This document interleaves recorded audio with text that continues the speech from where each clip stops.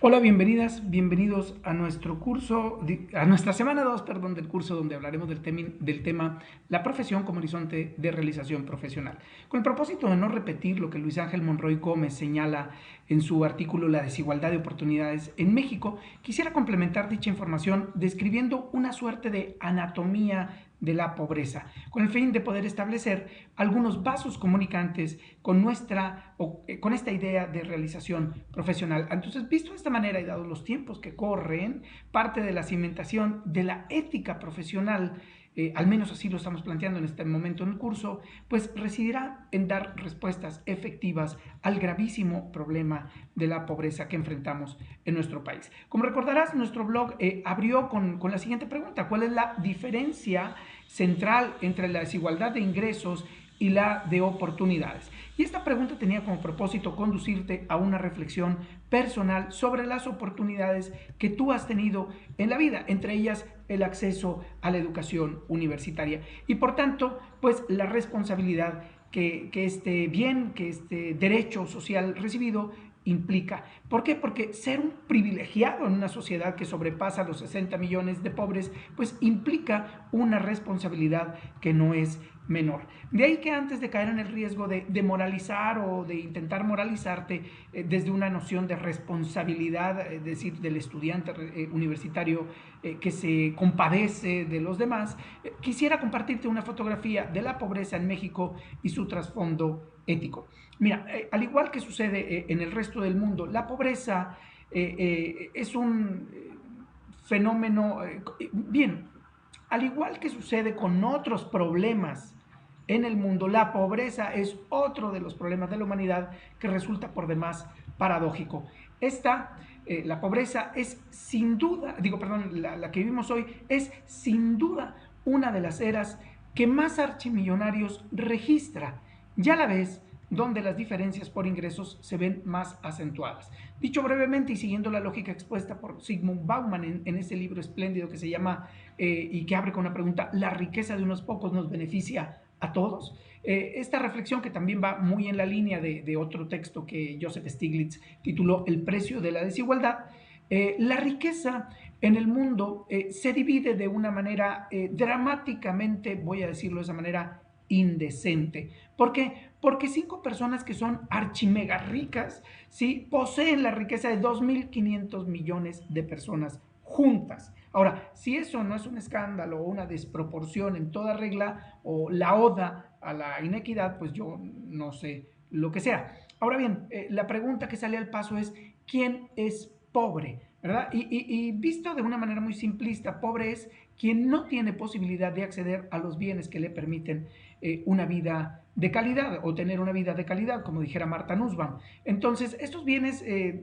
son muy básicos o irrenunciables a todo ser humano, y entre ellos se encuentran pues tener unos ingresos que permitan acceder al alimento y a otros recursos que te permitan funcionar en la vida. Y utilizo este verbo funcionar porque más que un simple verbo, en el análisis de la pobreza se traduce en un sustantivo. ¿Por qué? Porque entre las principales funciones, diría esta lógica de Amartya Sen, destacan el comer bien, el no padecer enfermedades evitables, participar en la comunidad, educarse o respetarse a sí mismo, así como lo acabas de escuchar, respetarse a sí mismo. Entonces, en palabras del propio Zen, la función puede entenderse como todo aquello que refleja diversas cosas que una persona puede valorar, hacer o ser. Cierro la cita de Zen así.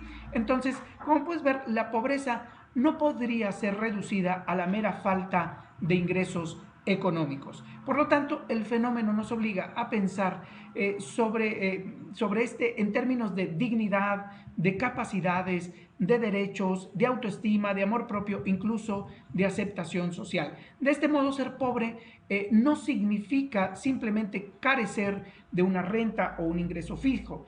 Quien es pobre encarna la imposibilidad de hacer efectivo el conjunto de libertades, como dijera Zen, que le permitirán llevar a cabo el proyecto de vida que tiene razones para valorar. Incluso abonando a esta idea de Jesús Conil, conducir la propia vida. Entonces, el problema de la pobreza, si se entiende y aborda como la falta de capacidades, es decir, de libertad, no puede solucionarse mediante la suma de medios instrumentales, como pueden ser los ingresos per cápita o el número de artículos contenidos en una canasta alimentaria básica. No, que en principio estos bienes instrumentales pretenden diferenciar a quien es materialmente pobre de quien no lo es. La concepción entonces propuesta por Amartya Sen centra su atención en privaciones que son intrínsecamente más importantes, o mejor dicho, fundamentales para la realización de una vida digna y plena.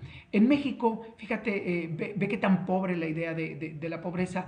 Se entendía que todavía hasta 1986, pobre era aquella persona que no podía acceder a una canasta de alimentos que le permitiera satisfacer esa necesidad tan básica como es la de comer.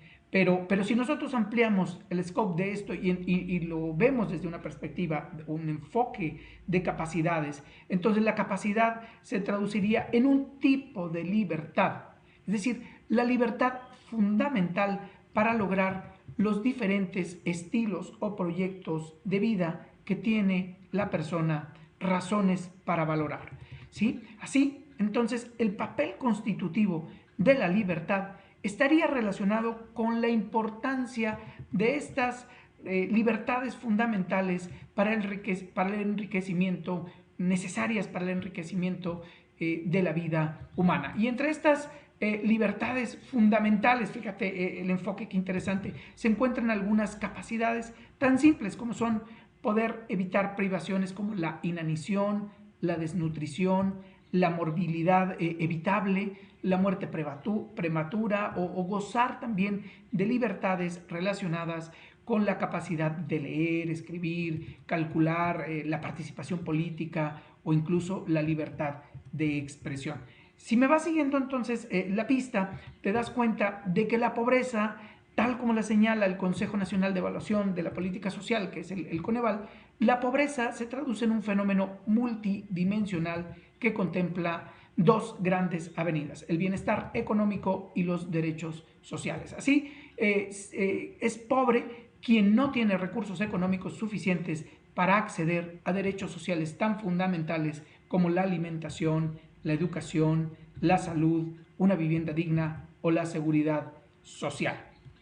Con esta información creo que ya te he dado los elementos necesarios para que llegues a una respuesta satisfactoria, ¿sí? En la pregunta analítica que conducirá a la reflexión en la actividad que habrás de entregar esta semana. Como lo sabes, ahora como ya lo sabes, no basta tener unos ingresos o ciertas necesidades sociales cubiertas para llevar a cabo los proyectos de vida que tenemos razones para valorar, es decir, para ser libres. Y en este último punto se encuentra la gran diferencia entre los pobres alimentarios, patrimoniales y por capacidades y tú, ¿verdad? Mucha de esta gente no tiene los recursos instrumentales, como dice Sen, para llevar a cabo un proyecto de vida relevante, es decir, un proyecto de vida que las personas tengan razones para valorar, y queda en manos, pues, de nosotros los profesionistas trabajar en la construcción de esas condiciones que permitan a toda la población el acceso a esos bienes sociales tan básicos que les permitan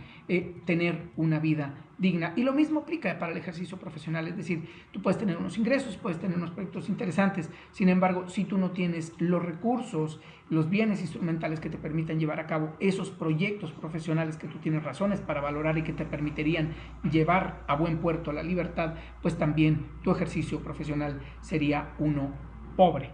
Bien, hasta ahí lo dejo. Nos vemos la próxima semana.